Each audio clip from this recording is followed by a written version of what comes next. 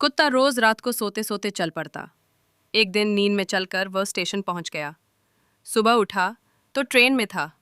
सब लोग हैरान। ये टिकट कहाँ से लिया? कुत्ता बोला, सपने में ट्रेन पकड़ ली थी। वो वायरल हो गया। सोता हुआ स्मार्ट कुत्ता। लेकिन असली मुसीबत ये थी, उसके मालिक ने उसे खो दिया था।